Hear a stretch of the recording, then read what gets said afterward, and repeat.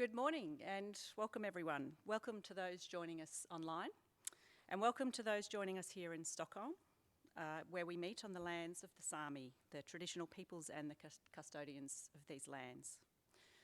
My name is Regina Suter. I'm from the International Water Centre at Griffith University in Australia, and we are one of the many partners in the Australian Government's Water for Women Fund. I'm really looking forward to hosting us through this session this morning, which I hope you will find gives you some food for thought and some ideas for practical steps that perhaps you might consider taking to improve the diversity of voices in the water and wash governance programs or systems that you're working in. We are going to explore this issue. Why are diverse voices critical? What do we mean by diverse voices? Whose voices are we talking about? What do we need to think about when we are considering taking steps to improve diversity? And how might we go about this? So first up, we will set the scene with our opening guest speaker. And then we're going to hear about two cases in which there's been some pretty careful thinking and action around this issue. And we're going to do that using an innovative riverside chat activity, just to mix things up here at the conference. And that will allow our guest speakers to really share their experiences and explore them a little bit with each other. Finally, we'll end with a panel and some audience discussion for a further opportunity to explore these issues. I will encourage you to ask many questions as we go along. There'll be plenty of opportunities to do that. And for those online, we have a moderator who'll pick up your questions from the chat box. We will be also looking for you to share your input through a couple of questions. I will apologise by saying we had planned to do these through Menti, but have learned this morning that's not actually possible. So we will be doing that spontaneously in the room, through physically sharing our responses, and we'll ask you online to share through the chat box. Okay, so we will in fact start with a question. And this first question is, in the places that you're working, the countries that you're working in, or the parts of the countries that you're working in and the settings you're working in, the programs and the projects, how well do you think diverse voices are being considered in the water and wash knowledge bases and decision making? If you were to give a score out of 5 stars, how would you rate those programs and policies and settings that you're working in? So if you are online, we invite you to write your score in the chat box. We probably won't be able to skim through all of those, but we welcome your input. If you're here in the room and you think that your programs or context are scoring a 5 or maybe even a 4, please stand up. Okay. No one's standing for those online, so that's interesting and requires some pretty careful consideration. Anyone who would score their programs and projects or settings with a 3 stars? Great. Great, excellent. So for those online, that's not quite half of the room standing up. Thank you. And 3 online, great, thank you. And I won't assume the rest are 2 and 1. I will ask you to stand if you think your programs or projects are maybe a 2 or a 1 star. Great, thank you for sharing. It's not a reflection on you personally, it's about the places you work, so thank you for your honesty. So, obviously this session is relevant and important and timely, and hopefully will give us some food for thought on these issues. So, over to our opening speaker. It's a great honour for me to welcome Llewellyn Martin here this morning. Llewellyn works at the Australian Department of Climate Change, Energy, Environment and Water. And Llewellyn is a Kamilaroi, my apologies, woman, and one of Australia's many Indigenous mobs. Thank you, Llewellyn.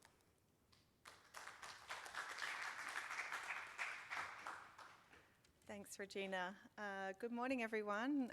Good morning to those in the room, and good morning, afternoon, evening to those of you online.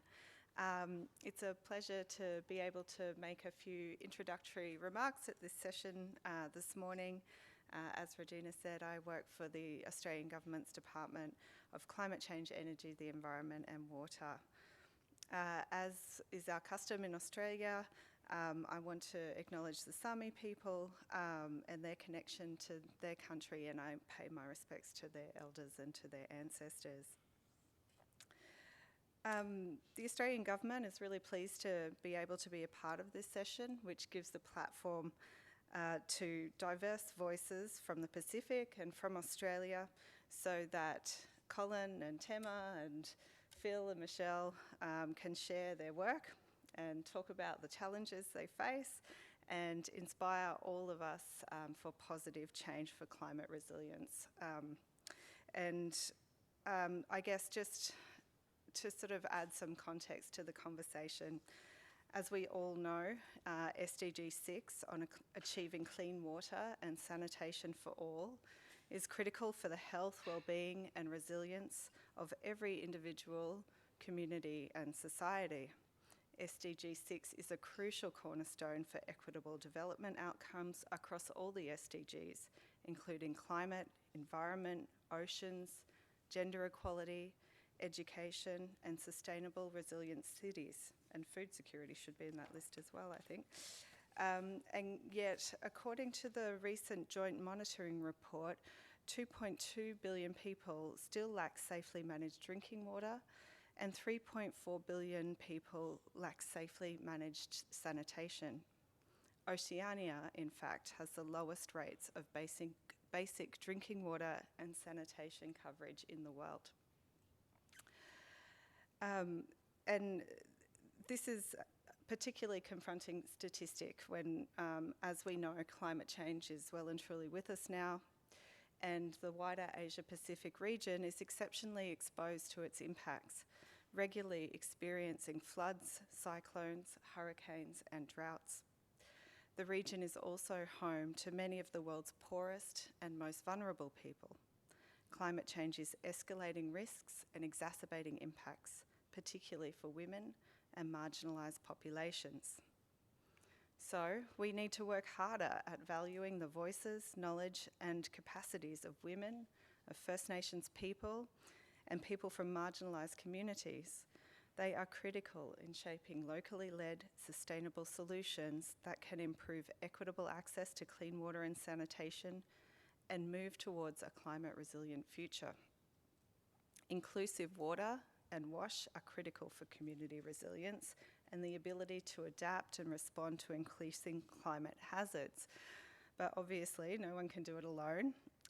Locally led solutions need global support.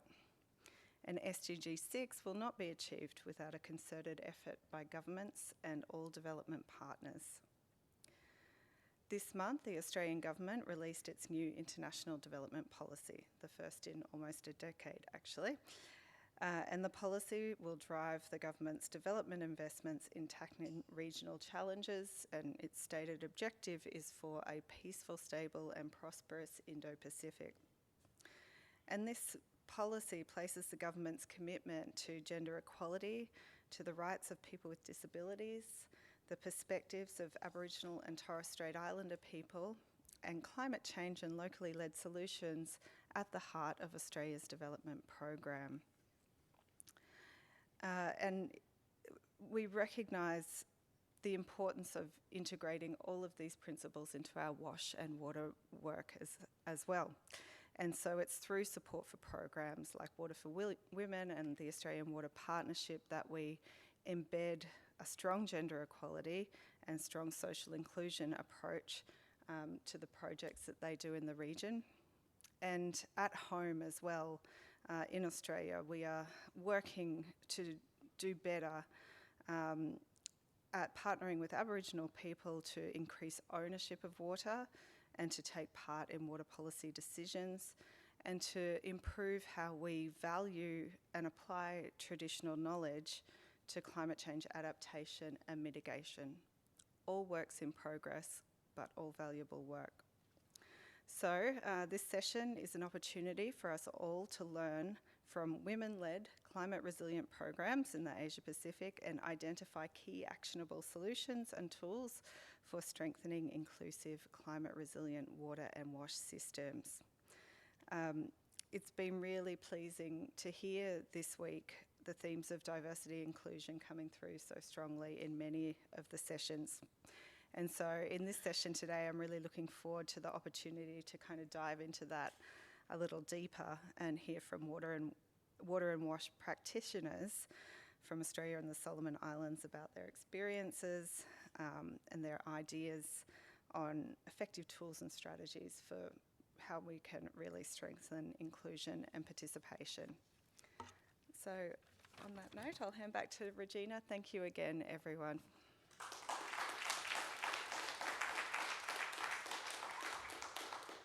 Thank you, Llewellyn, that was great.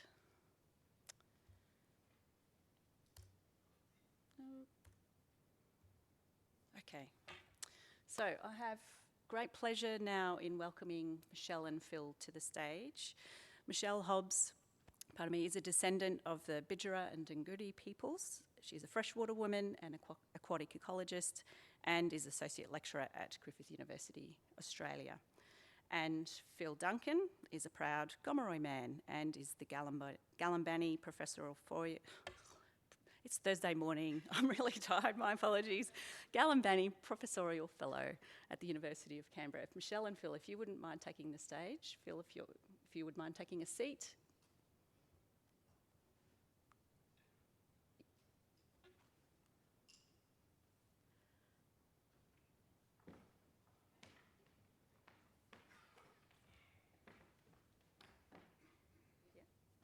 Yeah, and we'll do questions after.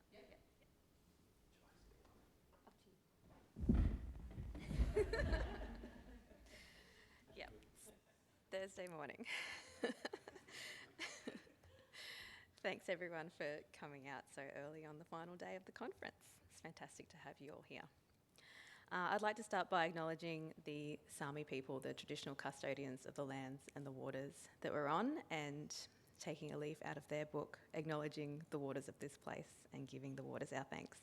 I'd also like to acknowledge my own ancestors, Bidjara and Dunghuti. So I'm an aquatic ecologist rather than a wash specialist particularly, but I have worked in water quality policy and worked on water quality in an environmental consulting context as well. And now I'm working on ecological research that combines all of those things. So today I'm just going to share some insights from the different roles that I've had in my career, and also based on my lived experience as an Aboriginal woman scientist. So just to give you a bit of context, Aboriginal and Torres Strait Islander peoples in Australia are a really diverse group. We have more than 500 different language groups, and each of those language groups have different tribes within them, and they each have their own unique connections to the land and the waters that they live on. We have at least 65,000 years of occupation on the mainland of Australia, and I'm not sure what the length of occupation is in the Torres Strait, but it's at least 8,000 years, I think, something in that order of magnitude. So we have really strong cultural relationships with rivers, wetlands and groundwater. These waters literally shape the cultures that have developed in that place in response to the environmental conditions that are there. And likewise, the people that have been living there have also shaped the water systems that are there over many thousands of years. So despite this long history, in general in Australia, Indigenous knowledges about water are still not taken very seriously. They're thought of as fiction and stories and nice to know, but not necessarily useful in a water management context. But we don't believe that this is the case at all. And our advice is generally excluded from policy decisions, even those policies that are likely to affect Aboriginal peoples. In our cultures, water places have a lot of spiritual significance. There are a lot of stories associated with them, and there are a lot of important women's and men's places around water, which are separate. In our culture, men and women have separate responsibilities for caring for particular places and for looking after particular knowledge. And a lot of the water places are important women's places, and that means that the men can't speak for those places, in some cases they can't go to those places, and vice versa for the men's places. So today I'm mostly going to be speaking about Aboriginal women rather than Torres Strait Islander women, because I don't want to speak for them. But yes, we definitely acknowledge that they also have long and rich histories associated with fresh water.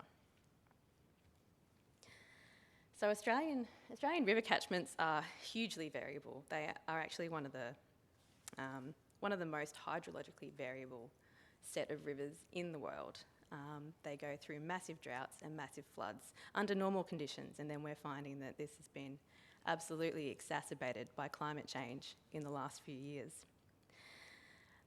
So the picture on the right there is the Balonne River in southern Queensland. It's the top of the Murray-Darling Basin, which is the largest river basin in Australia.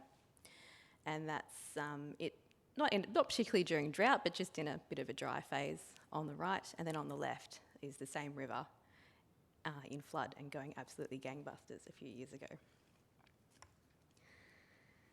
So we have a really high climatic variation anyway, and then we also have a lot of very wet areas in the north and very dry areas in the centre and the south, but most of the country is very, very dry. So we're very reliant on rain for our fresh water and also groundwater in many places. We don't have any regular glacial melt that inputs water into our rivers.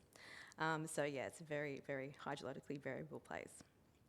So we have because of that, we have a really strong cultural responsibility to our waterways and to looking after water quality. For each group, there is a real sense of pride in looking after river health and the water that flows downstream to the next tribe or mob that live downstream. If you're, able to look after the water quality and you've got clean water running down to your neighbours, then there's a real sense of pride and reciprocity and responsibility in that. Despite that, particularly I'm going to talk a bit about the Murray-Darling Basin because I've worked a lot in the Murray-Darling Basin. It's a basin that has highly, highly regulated flows. There's issues with over-allocation of water for irrigation and other industrial activities, but mostly irrigation. And there's been a process of trying to buy back water licences so that there is sufficient water for the environment. But often Aboriginal people miss out in this conversation. Even though we have some land rights, what we call native title in Australia, those land rights don't come with water. The water is managed completely separately to the land. And because of the way that things have panned out during colonisation, Aboriginal people were often not in a position to purchase water. And so a recent study has found that Aboriginal people in the Murray-Darling Basin own less than 0.1% of the water in the entire basin, which is a really concerning statistic.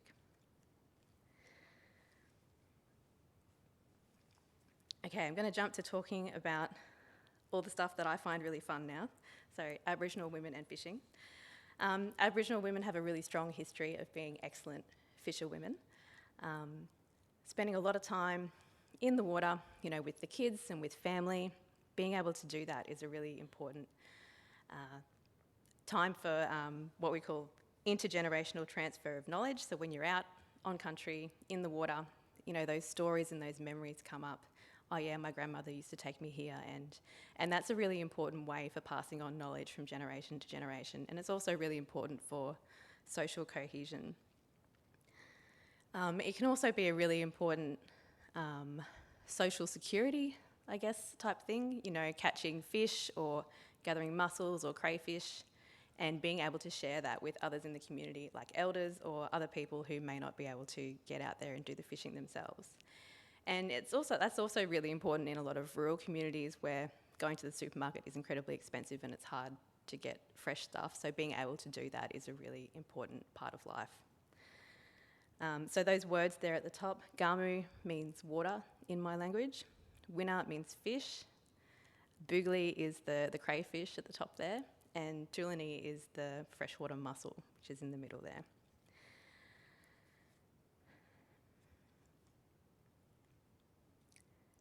So one of the reasons it's important to have women involved in management of water is that women have their own way of being in and experiencing the landscape, which is always going to be different to how men do that.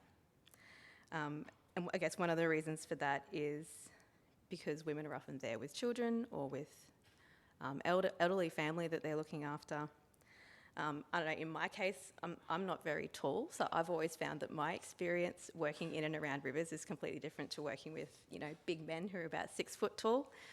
There was one time where I was out doing field work with my boss, and he's like 6'3", and he just jumped in and went to walk across the river, but it was far too deep for me, so I started to float off downstream. So just that kind of thing, it really influences the places that women go around rivers, the places that are important to them, the places that are safe for them, and that's one of the reasons that it's important to have a diversity of opinions when we're talking about water management. And I also spoke earlier about women's knowledge of water places, women's specific places in Aboriginal culture. The men can't speak for them, so if you don't have women's voices in water management, you're potentially excluding, 50% of the knowledge that is out there on these places. So women have a lot of reasons for wanting to be involved in water management and catchment health. Women often still bear the brunt of domestic labour, even in Australia, even in 2023. They look after the children. And I've heard a lot of stories from the last drought about when the river does run dry. The kids have nothing to do, so the kids in the community get up to mischief, get into trouble. There are a lot of issues with unjust incarceration of youth in Australia. So these are real community issues that really affect women. Also, in the old days, women actually gave birth in the water some of the time. So having that cultural birthright, I suppose, to be able to do that, you need really good water quality to be able to do that. And in most cases, we just simply do not have access to that anymore.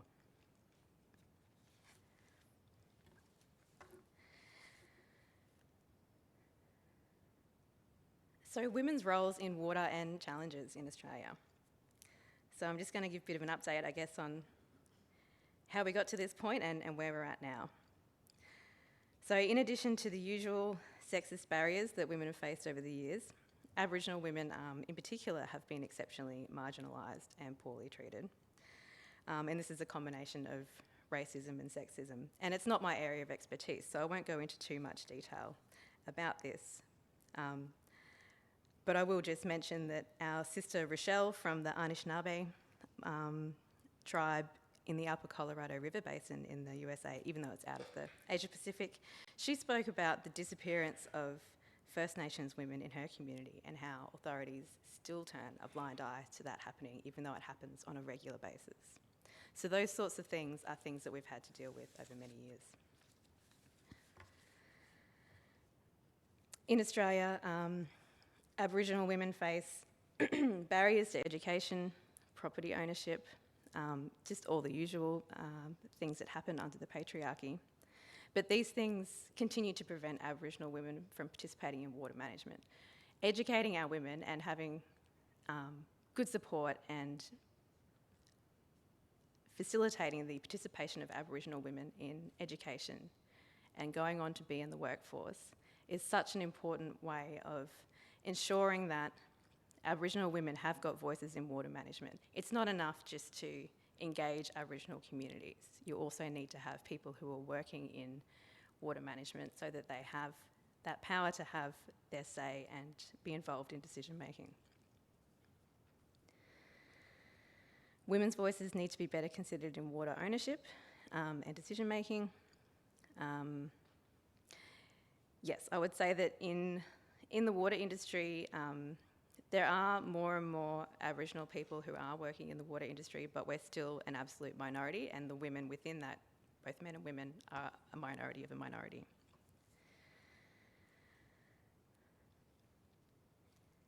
We do have a whole bunch of women who work as rangers right around Australia, and that's really important, having that on ground, physically caring for country type setup. So there are lots of really fantastic ranger women, and I've heard a lot of them present at scientific conferences in Australia, and it's really fantastic to see because they're still living in community, they're involved in the community, they're able to implement what community want to happen in their land management.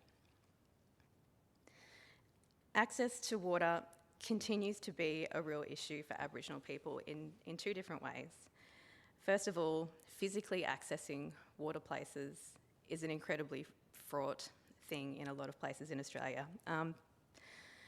The way that property ownership works in Australia, a lot of large property owners are not prevented from fencing all the way along the river. Even though they don't own the river, they are able to fence right across the river or all the way along to keep their cattle in or out.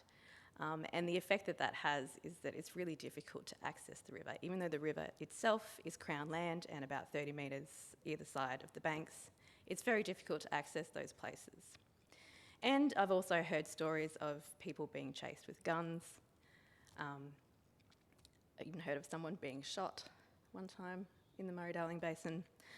So it's quite difficult for Aboriginal people to physically get down to the river just to go fishing or just to visit their sacred place and see how it's faring or to have any kind of connection with it anymore. The other big access issue in relation to water is access to clean drinking water in remote communities. There are a lot of places in Australia where there is very little provision of water treatment, particularly in very remote communities. And then even in places that do normally have treatment of water, like small towns in remote places, when you have a massive drought like we had at the end of 2019, early 2020, a lot of communities ran out of water. And that showed up a lot of the inequity in financial means for people living in those places. The water that was available was either bore water, which is very high in salts and very bad for your kidneys if you drink that over a long period of time, and very unpalatable in a lot of cases. A lot of the surface water that was being provided for drinking water had a terrible smell. It had blue-green algae in it, those sorts of things. But, you know, people that had more means could afford to ship in water from elsewhere. So those drought conditions that are going to be more of an issue under climate change are also a big issue for drinking water. So there's been a recent push for the engagement of Aboriginal peoples to ask for their knowledges, particularly when it comes to combating climate change. But it's important to acknowledge that asking people for their knowledge isn't always appropriate. Some of that information is secret. Some of it only makes sense when it's within a cultural context, and as soon as you take it out of that context, it loses a lot of its meaning. Some of it is difficult to share when you're not physically out on country. Some of it is best interpreted when you are out there. And a lot of that knowledge is actually a shared responsibility within a group. It doesn't belong to any one person. It often belongs to an entire group of people. So there are a lot of considerations when it comes to engaging with Aboriginal people. And in my opinion, the best way is always to find a way to facilitate Aboriginal people in being the decision makers over their own country, rather than just being asked their opinion. Okay, I might finish there, and then Phil and I can have a bit more of a chat over a couple of questions. So thank you very much.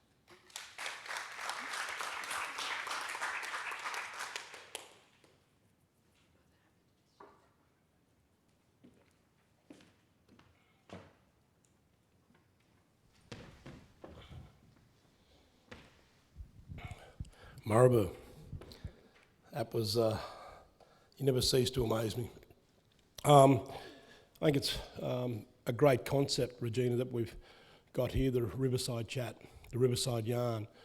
I think it's also reflective of our desire for you to, not just meet with our yinners, that's our Gomeroi word for Aboriginal woman, or Indigenous people inside four walls. Sometimes the best conversations is on the riverbank, under that tree, listening to Gunama, our sacred Mother Earth, and our arteries that flow with us. I am so proud to be able to do this with you. So I've got a couple of questions that I'd like to pose to you about, particularly as a Yinner and a Yinner scientist.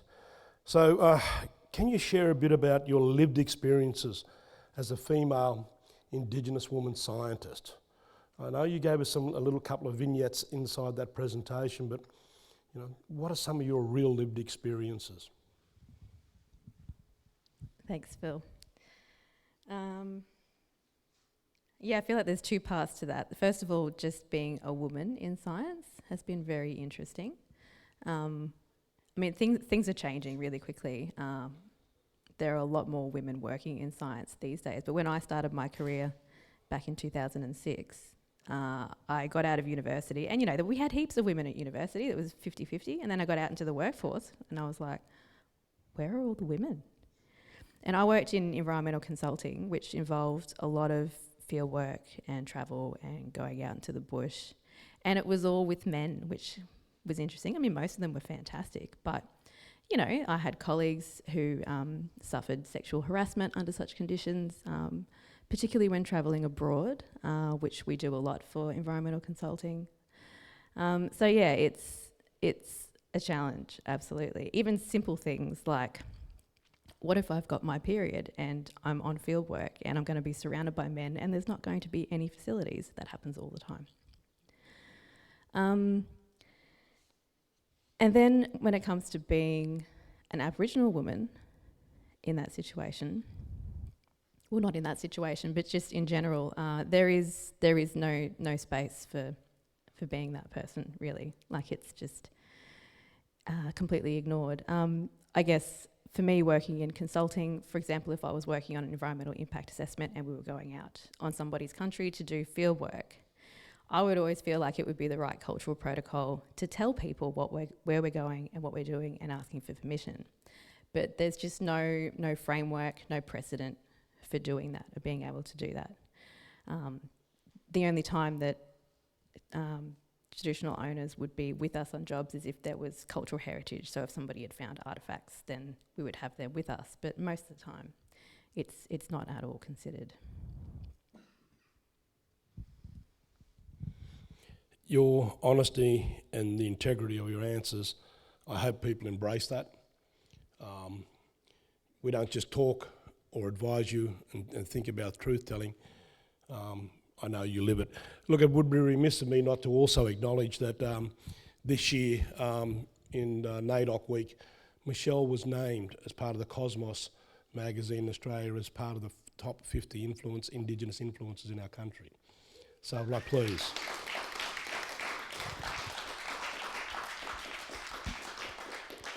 Which makes me even more proud to be associated with you. I think the other question I want to ask is another open-ended question, and it's a part of this journey that we've been on here with Seaweed this week, about many of our Indigenous brothers and sisters, particularly our sisters, in these significant female focus forums, about working with the community. So could you please give us some of your sage advice based on your lived experience to give others wanting to engage with Aboriginal women, Indigenous women across many Indigenous communities? Yeah, that's a great question.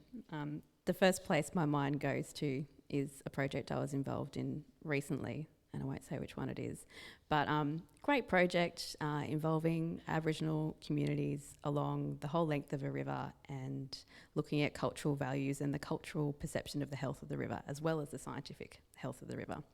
Fantastic project. But I got there and all the Aboriginal people who were there were men. And I said, where are the women? And they said, they were busy, or they didn't want to camp, or we didn't have room for them, that kind of thing. And I was just astounded, like, how can you, like I said before, that is immediately excluding 50% of the knowledge that exists on the cultural health of that river. So that was quite disappointing.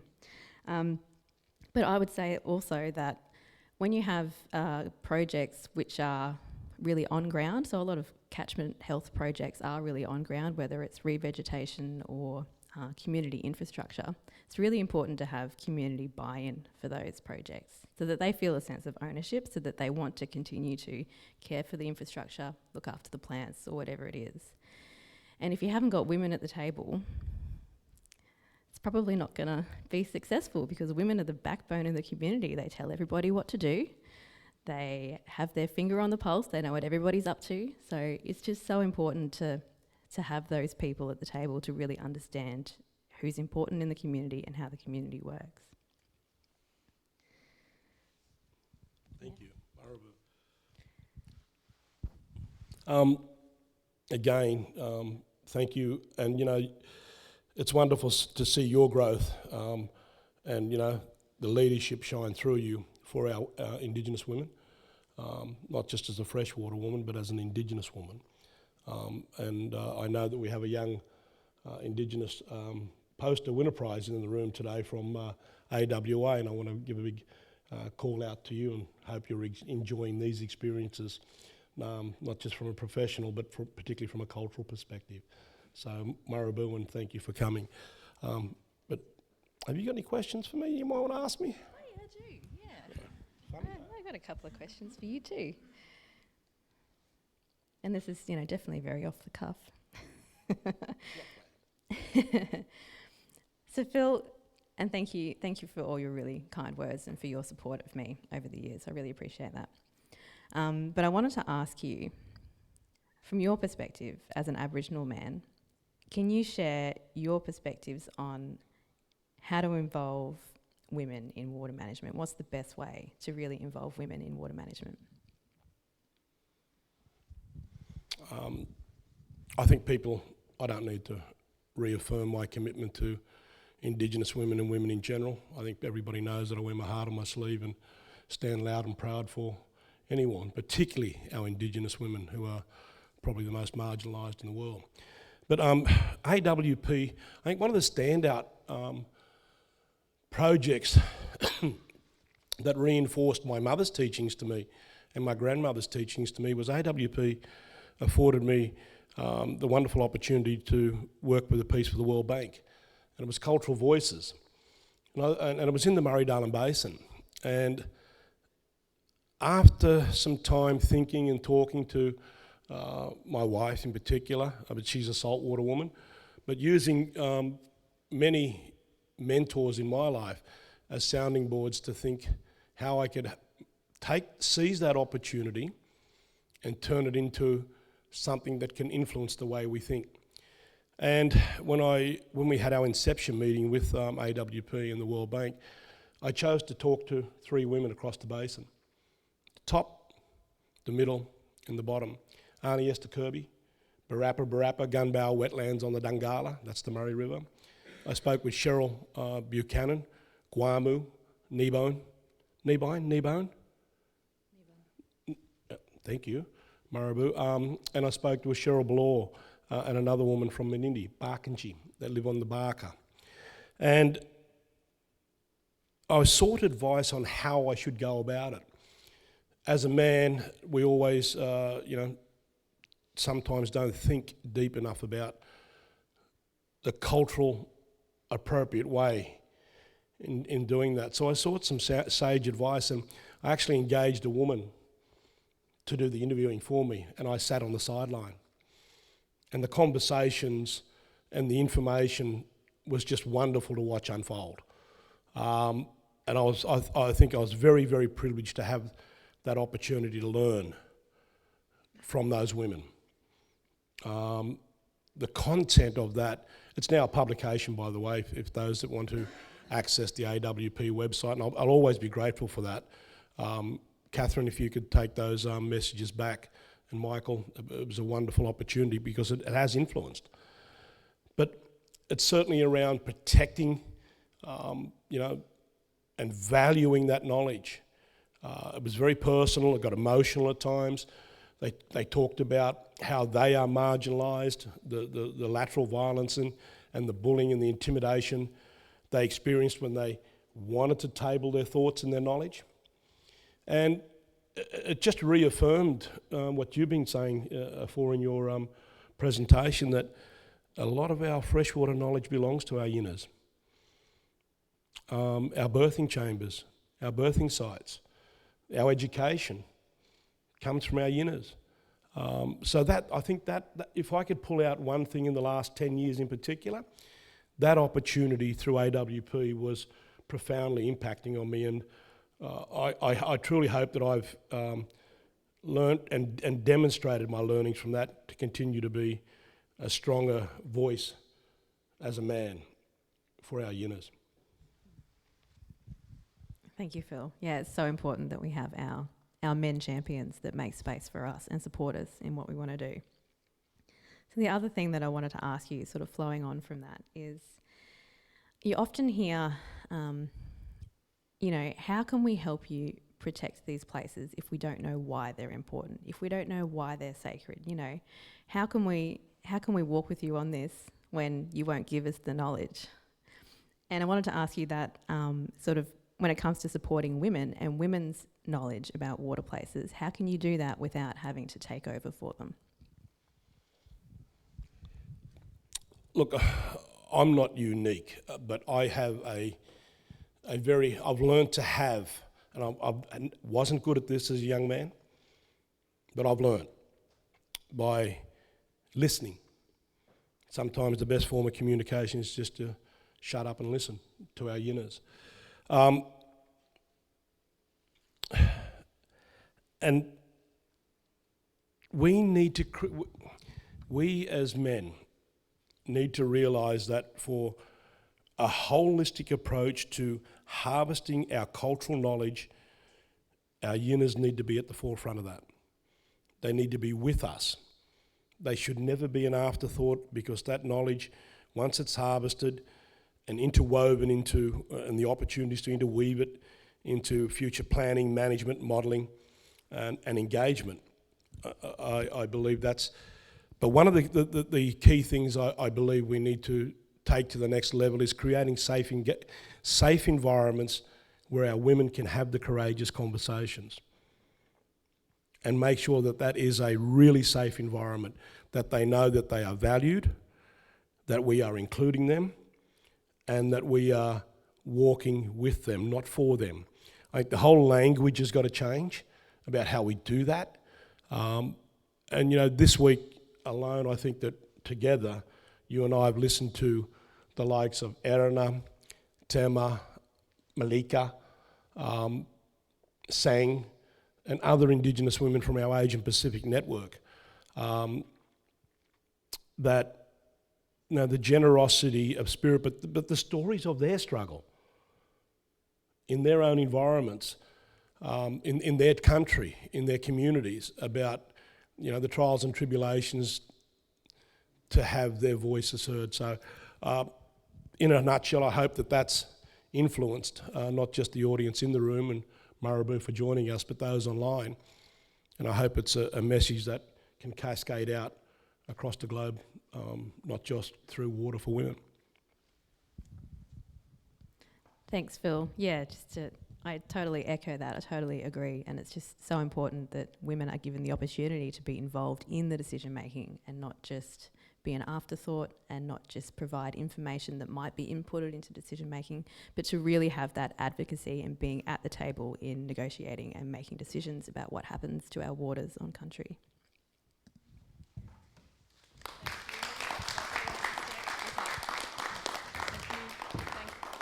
Thanks to both of you very much for really sharing a lot from your experiences and your personal opinions. We really greatly value that.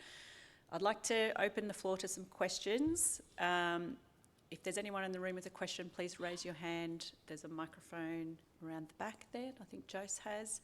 And Zara, I might ask you if there's any questions from online. Any questions?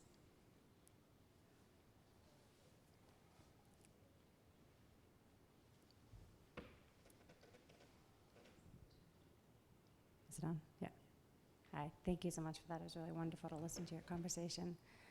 I live in Brisbane, but I'm not Australian. I'm from the United States, and so I've had, I guess, this perspective of learning about how Australia works as opposed to being born with it. And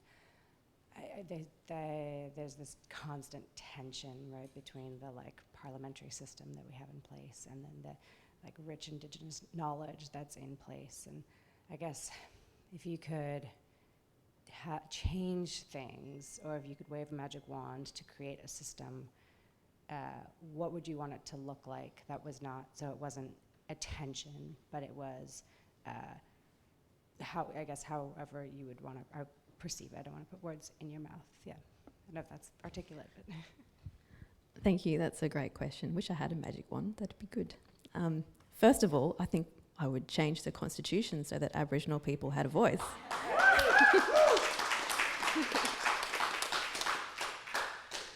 And then I think I would wipe all of the existing legislation relating to land and water management and write just one document that was really simple, that treated everything as one holistic system, that treated rivers like they had a spirit and a being, and rather than separating water from the land and managing them all separately, managing them all together, including often when water is managed, it's managed in terms of water quantity, and then there are completely separate documents that manage water quality, which ignores the way that those two things are inherently linked. So I would just start again and write one document that put everything together. What about you, Phil?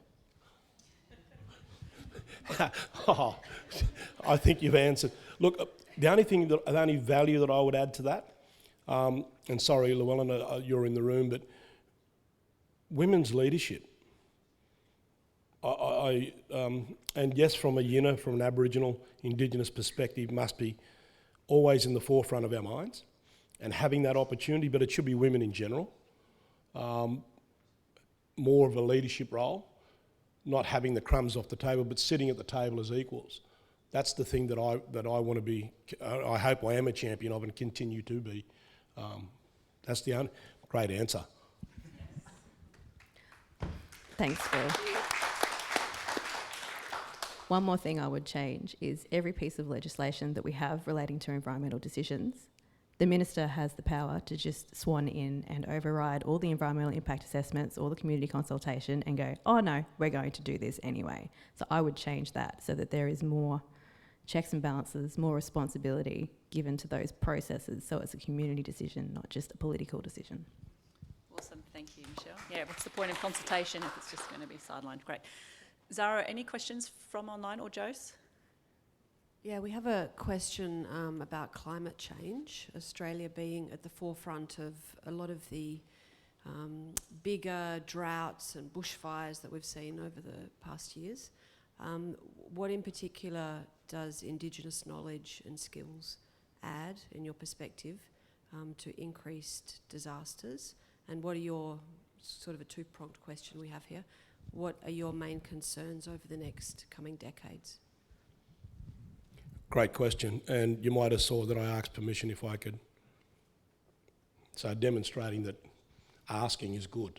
I want to reflect back to a bit of knowledge that I was gifted, not just by the old people, but particularly by scientists. In 1101 in Australia, we had a 30-year drought. 30-year drought. And to me, that is tangible evidence that we as Indigenous people in Australia have existed on the driest inhabitant on this continent, on this planet. The cultural way of life, the cultural methodologies of the way we've interacted with country to survive those events. And yes, climate change is at the forefront. I want to acknowledge that in 1947, the Saibai Island people of the Torres Strait Islands were the first climate change refugees in our country. The rising salt waters drowned out their freshwater supplies. And then the Bamaga, Injinu and Umagico people of Cape York Peninsula embraced the opportunity and saw the struggles and signed an agreement where the Saibai now take up residence at a place called Seisha. So we have had the ability to be mobile and adaptable to the changing landscapes, the rising seas, the shifting sands, and the changing flow regimes in our arteries and our anabranches. So again, I want to come back to this, harvesting that knowledge. I truly believe it is a missing ingredient, but when you harvest that knowledge, it's got to be from a holistic perspective, not just listening to us men, it's got to be from a whole of community. And a lot of the time, that should be led by our units. So I hope that answers the question for the online, because I think it was a good one. I believe you will add value. Thanks, Phil. Absolutely. In terms of the fires that we had, what do we call it? The Black Summer, 2019, 2020, which was absolutely terrifying for everybody. Even where I live in Queensland, we don't usually get bad fires, but we had terrible, terrible fires, even in the rainforest, which is pretty unheard of. But what's come out of some of that, particularly further down south, is that there's some really good scientific evidence that has emerged that forests that have never been logged fared so much better in the fires than forests that had been logged at some point, even if there was lots of regrowth, even if it was 30, 40 years ago. Forests that had been logged were really susceptible to those fires that just spread through the canopy, and those fires that are just absolutely unstoppable. So I think that's really important information that we shouldn't disregard. And there's been a big push on what's called cultural burning in Australia. So Aboriginal people have always burnt the country, but in a particular way, to do it safely and to do it really gently. So it's called a cool burn, so you can do it in bare feet. It's not out of control, it's not dangerous. You do it under the right environmental conditions, like after rain, when there's enough soil moisture, and it just fixes nitrogen in the soil. It gently reduces some of the leaf litter and stuff that's on the ground, and it opens up the canopy underneath so that it promotes the right balance of species in the understory of the forest. And it's a real community activity. Women are there, men are there, kids are there.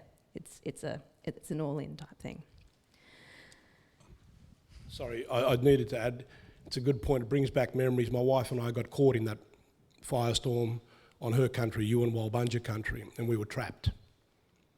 We were trapped for 7 days. And but after the trauma of that, and we revisit and invest in those communities, because that's what we do, we give back, to see the ranges that you mentioned in that part of my wife's cultural footprint, being involved in repairing country, doing the cultural burning, as you mentioned. Yeah, it was quite a traumatic experience.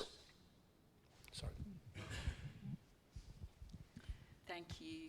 You want to keep Oh, I was just going to Sorry, talk keep about going. water briefly. And to get back to water in terms of climate resilience, it's just so important to start from a place of healthy rivers and healthy catchments as your starting point, before climate change accelerates. And I think that's what Indigenous people can bring to the table, is that we will always try and put the health of country and the water first, above economic development, above everything else, because that's the most important thing.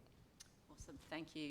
Some awesome final words. Thank you, Phil and Michelle. Really greatly appreciate it. I know there was a few more questions, and we're going to have a panel at the end, and that would be a good time to ask those follow-up questions. So thank you.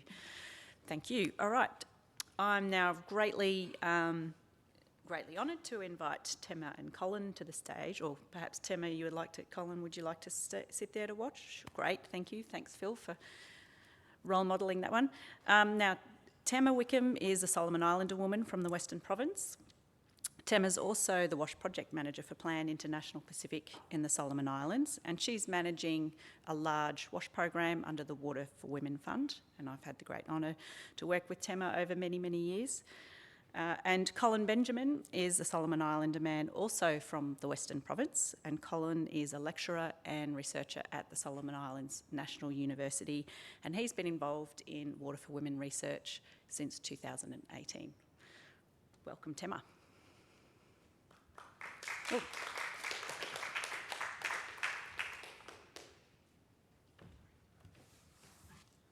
So, hello Olgeta. Thank you very much, Regina, for the introduction, and good morning, everyone. So for my presentation, I will share an approach that we used in the Solomon Islands, and we took that approach to improve gender equality and social inclusion in community WASH management. So just to give a bit of a context, so I have a map here in front. If you can see, Solomon Islands is a very tiny country. We are one of many Pacific Island countries that face unique challenges in achieving water security for all. The population of the country is just more than 600,000 people. 80% of the population live in rural and remote communities. So these communities are accessible by vehicle, but as well as most of them are accessible by banana boats. And only 35 to 40% of these rural communities have access to drinking water. And in terms of sanitation, as you can see, 58% of the rural population still practice open defecation. So this is one of the major problems that we face in the country as well. So in rural communities, they use shared water systems, and the water services are managed by the community.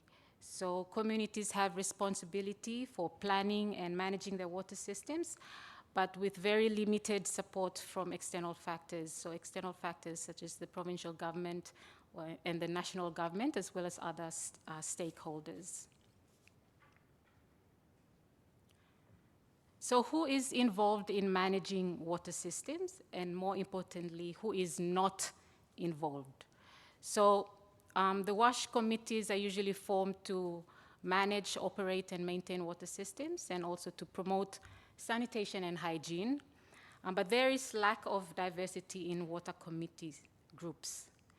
So that's in terms of age and gender. So it's usually male-dominated, usually older.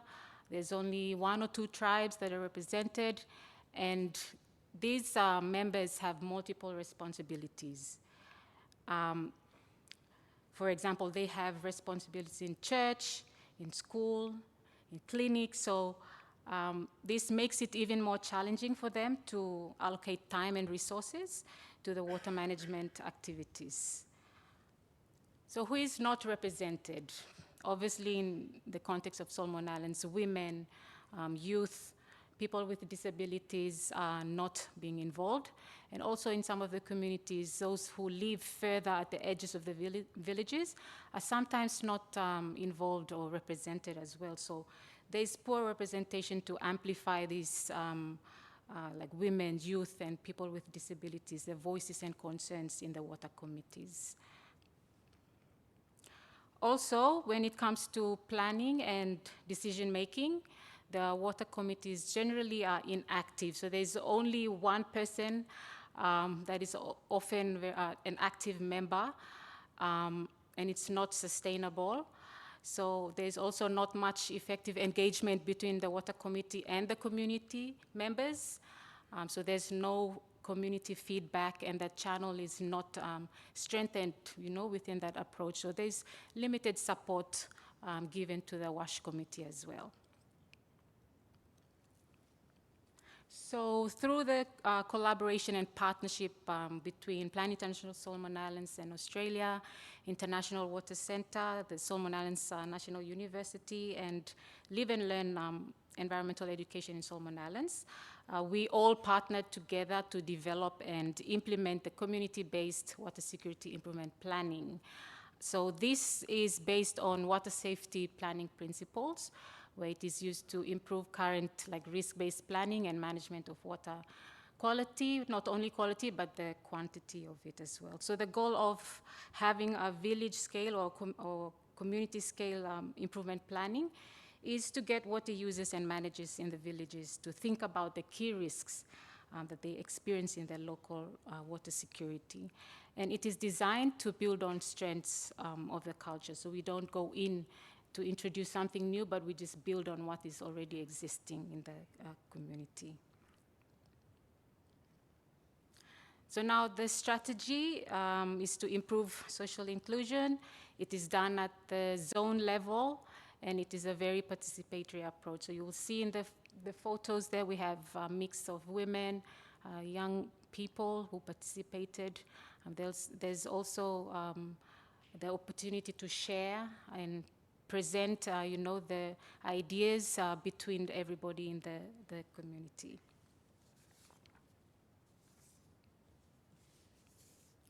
So the process involves local communities in planning, designing and executing water and wash projects, and also their own improvement plans. So by doing that, it is easier for diverse voices to be heard at the zone level. So working in smaller groups is effective in these communities due to strong kinship and family ties, so everybody knows each other, they understand the problem within their own zone levels. Also, water committee or the stewardship group, they hear more diverse perspectives from everybody. They hear more on what are the current problems are and what are also the possible ideas or solutions that they need to address. And also better communication and dissemination across community is also increased here, so the agreed actions are shared across everybody. And in that approach, it is easier to mobilize the actions at the zone level. So this quote is from one female in the community that we worked in. I'll just put it up for a few seconds, if you can just take a few moments to read.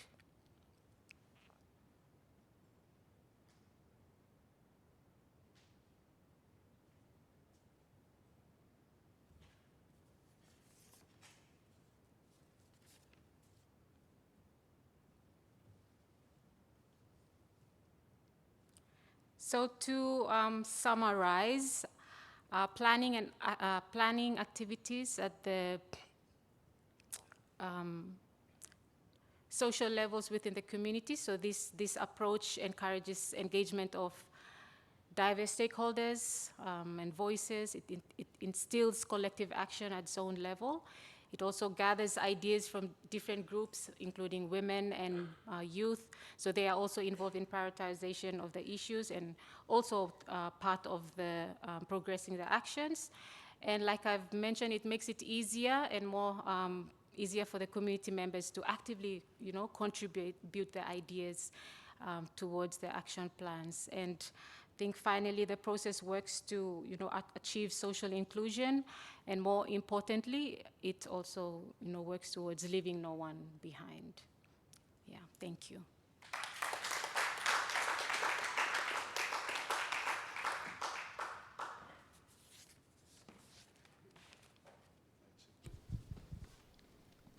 Thank you. Thank you very much, Tema. I think there's a wonderful presentation from you, and I believe the audience must have liked that also. And they must have some questions and comments on the presentation as well. But that's good. You feeling okay? Thank you. Okay, just to balance it, Tema, you've been mentioning about this approach, stewardship, and then we heard about this approach, zone level approach might be quite new to some of you in this audience. Maybe it's different compared to our context in the Solomon Islands. So just to balance it, you've been talking good things more about this approach. So can you, and maybe in your experience when you go to the communities with this approach, do you have any, maybe one challenge you observe or face when working in the communities with this approach? Thank you. Thank you, Colin, for your question. So we use these zone levels, which is effective. Like I've shared, there are benefits of it, but one of the challenges that we faced is in the communities, there are different zones that has different sizes. So in some of the communities, the size of the zone level, it includes those who live at the coastal areas and also further inland. So it's different for other zones where they have smaller zones where it's easier for them to, work between themselves. So in the case of those large zone areas, they do have, different water problems. Those at the coastal areas, they have different water problems from those who are further inland. So sometimes that's not, fully considered by the water representatives. So what we do is we encourage the water committee representative from that committee, that zone level, to make sure that he visits or she visits everybody in that zone each households and consult with them. So getting the ideas from both those who live at the coastal areas and also those who live further up inland. Yeah, thanks, Colin. Thank you so much. So you heard about that. We have zones in communities in the Solomon Islands. So we have more than 2-3 zones like that. So if you come to Solomon Islands, you select which zone you want to stay in the community. Yes. Yeah, nice. So those zones, they have sizes. Some are big, some are small. You can choose whatever size you want. Thank you, Tema. Okay, Colin, so I'd also like to ask you a question. From your perspective, you've also used this approach in the community. So please, can you just share another challenge from your perspective? Yeah, thank you very much. So I've been to almost 30 communities, rural-based in the Solomon Islands. I'm working in Guadalcanal Province and Western Province, Isabel Province. And yeah, there's some challenges I face, but not on most communities. But one kind of challenge I see in the community, and maybe it's not really happening in other communities, is like that. It's to do with the water system structure. So like this must be the stated design, but like there is only one main pipe from the dam, storage tank, and across to the zones in the communities. It's a bit risky with this design because when one part of the community, that particular zone, when someone in that zone get upset, they can just cut that pipe off and then all other zones will not access water. Yeah, so a bit risky with this design. So I think I would be tempted to say this, that there should be separate main pipes from storage tank or dam and storage tank to each zones. But then I would not suggest that because using one main pipe is a good way to interconnect and for the community to have the sense that they are responsible for that one main water system. Yeah, so we are not trying to separate the community. We are trying to divide the community by having different components of water system to each zones like that. So having this one pipe is one good thing to link those zones because we're not trying to promote working through zone level and separate them. They might have conflict there, but we are trying to broaden the participation so that it will be more wide like that. So it comes back to the community-wide participation. Thank you. That's very good to hear that, you don't want to separate or raise conflicts in the community. So just while on that, I would also like to ask if you can share some of the strengths of this approach. Yeah, I do. There's some strengths I found with this zone level approach, and it's very good. I think you have also mentioned in your presentation, and I want to emphasize on that also. One good thing about this zone level approach is it makes community participation more broader and inclusive. Yeah, but then in our research we also found out that when we collect water community attributes, when we look at the zone level representation in the water community, while we are emphasizing much on including women, including youth, and marginalized people in the community to be part of the decision-making process around water management. By looking at the water community attributes data, we found out that most of these women and youths, they are only represented in one side of the community. It doesn't represent all zones in the community. Yeah, so it's good that when we emphasize much on social inclusion, we have to also consider the zone representation in the community as well.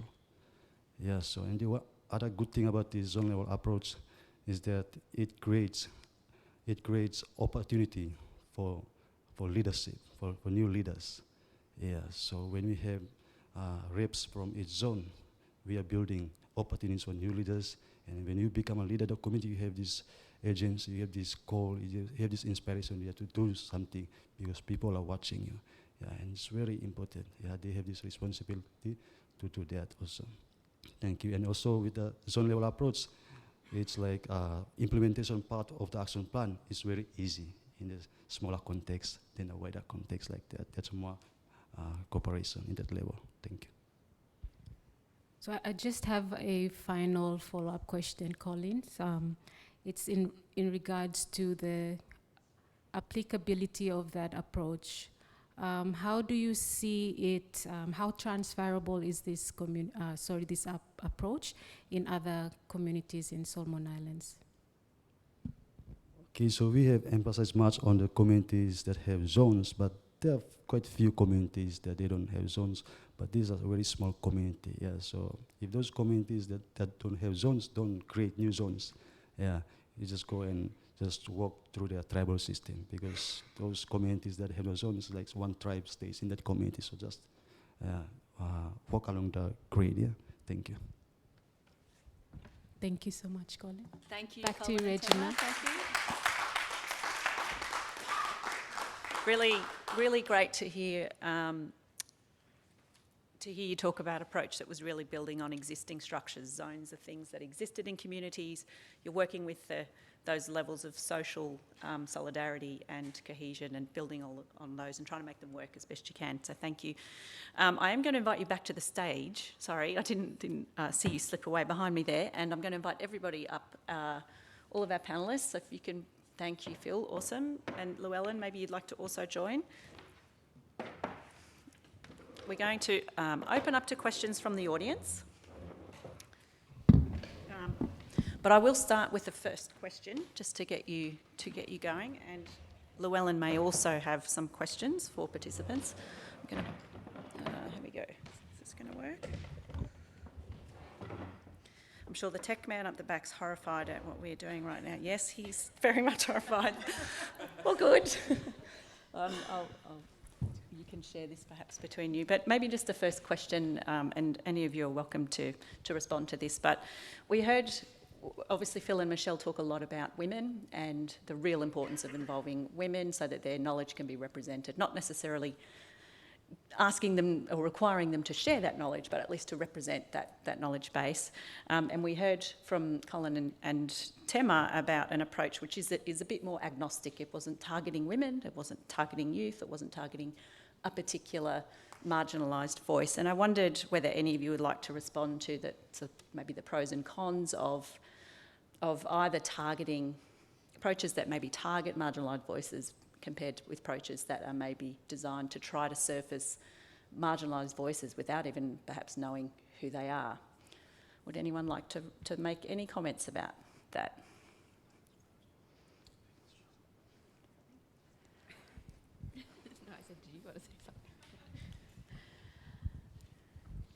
I guess it really depends on the context. Yeah, in an Australian context, I have found that it works quite well to have quotas, and from the outset of a project to say we want to have 50-50 men and women, or we want to have mostly Indigenous people, or having those targets at the outset is really successful in having those marginalised voices heard by doing it really deliberately. But I don't know if you think the same would work in your country. So for in Solomon Islands, I also, it's dependent on the context. When we consult the communities, we make sure that we really understand, who is in the community, who are we consulting, and we usually give the opportunity to consult women sometimes separately, just because we want to give them a safe space to share their ideas.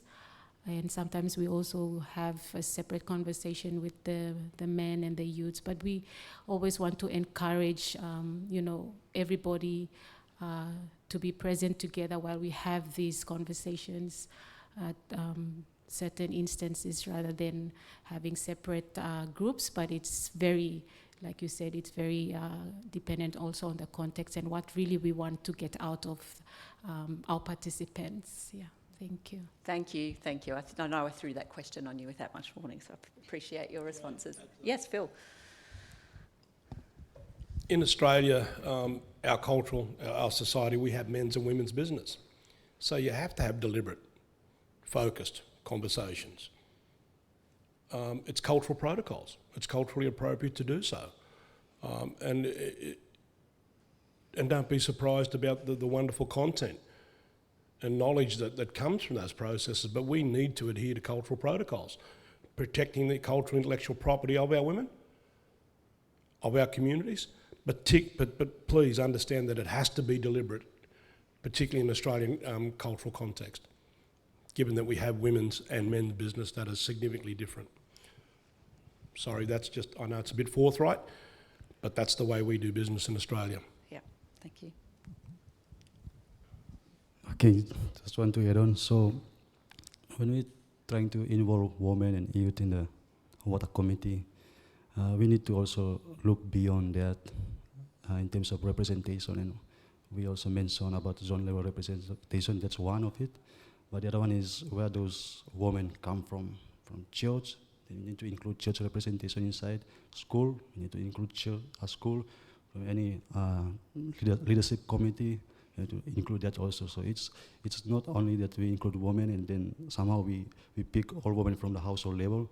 That's still not really, that should limit the representation of different groups in the community. So when you talk about inclusive, we need to look beyond that. Just picking up women and youth. We need to look at the background, where they come from, so that all the parts in the community are involved in decision making. Thank you. Excellent point. Thank you, Colin. Okay, well, Llewellyn, you would like to respond? No? Okay, let's open to the audience for any questions. Please raise your hand. I think the microphone is still here somewhere. Yes, thanks, Jose.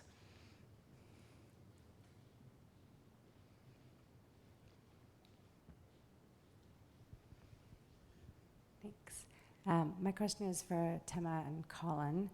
With the Solomon Islands being incredibly vulnerable to sea level rise, and you touched on a little bit the differences in sort of coastal communities where you're working and more inland communities. Just curious how so the impacts of sea level rise and on wash activities, particularly water sources, factors into your discussions, your planning with the communities, and do you think zone level sort of jurisdiction, for lack of a better word, allows for more sort of like planned retreat? Just curious to hear your thoughts on that.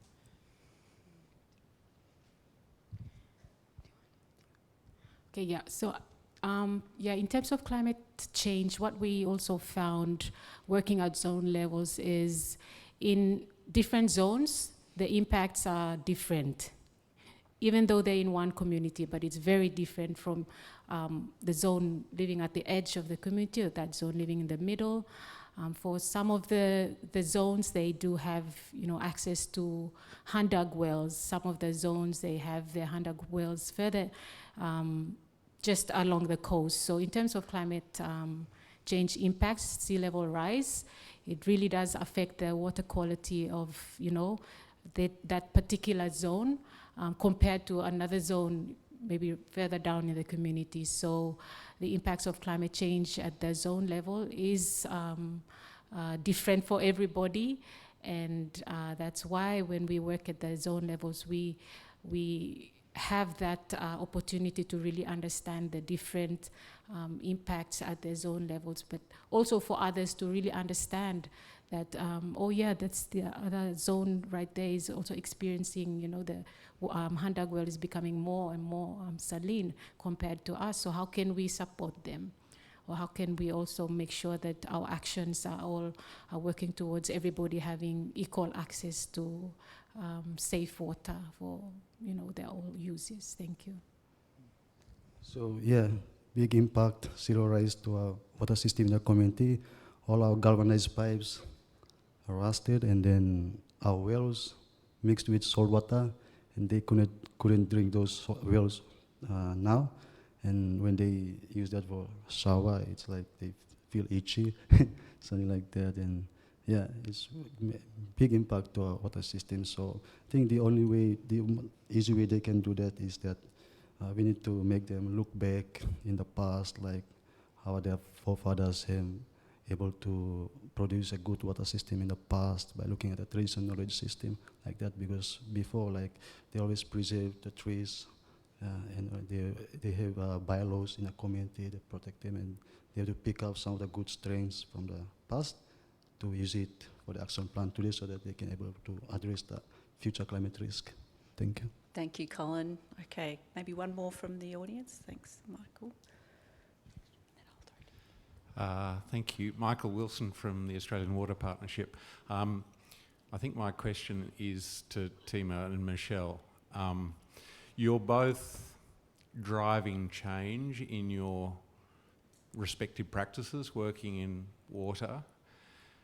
Can you reflect a little bit on how and whether the advice that you're now giving to younger women coming up behind you is different from the advice that you got from the women who've walked before you?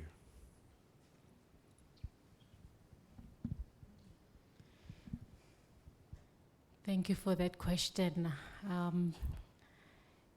Tricky one for me, but yeah, so I think the advice I've received, I think it's important for me to not forget the advice that I've received from those who are already, before me, from my grandmother, and but also understanding that we are living in a changing environment.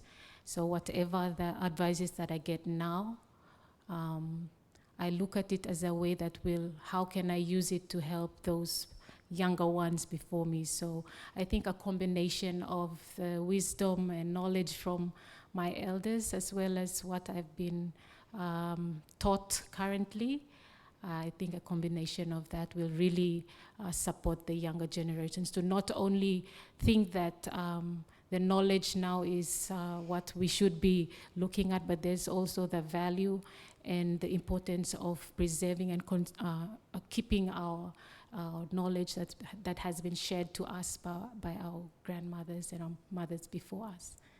Thank you. Yeah, that's a cracker of a question. It's really quite hard to answer, I think.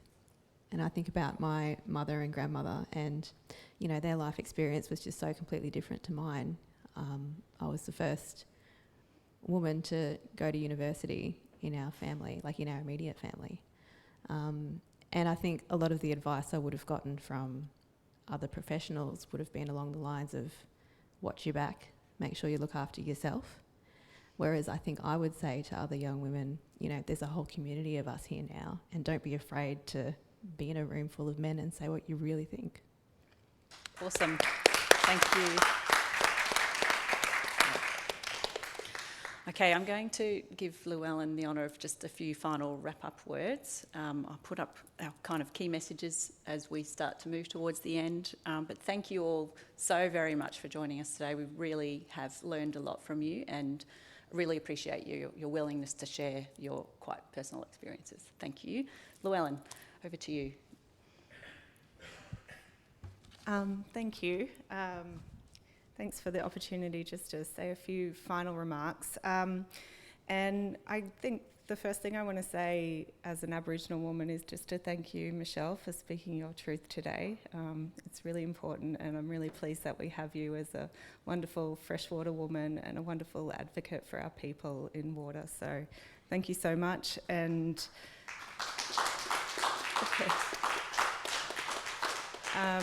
and as a representative of the Australian government, I want to say to you also, I'm listening and I hear you. And if there's colleagues of mine from Canberra on the line, I hope you're listening too, because the Australian government has made a commitment to elevating First Nations voices in water, and we need to be listening up. So yeah, that's something for all of us there. And yeah, I guess just sort of reflecting on what, what's been shared here, I think it's clear how easy it would be to miss out and to overlook women's needs and women's perspectives in water and in WASH. Tema and Michelle sort of shared instances of, in both formal institutions, but in also kind of processes around when you, Michelle, had to do your sort of visit to the river and you were the only woman, or no women showed up. I mean, it's just easy to see how that happens in different contexts and in different situations. And so I think for people who are designing programs and policies and making decisions about water, I think we really need to keep that in mind, be aware of the barriers that women might face to participation because of their various roles in the communities, be mindful of the cultural protocols that should be followed if we want to be able to access women's knowledge appropriately, and yeah, be really intentional about how we'll seek to bring women's perspectives into our work from the outset. So I'll leave it there. I'll pass back to you, Regina, to close. You're not going to close? Okay, well, thank you everyone for joining us today.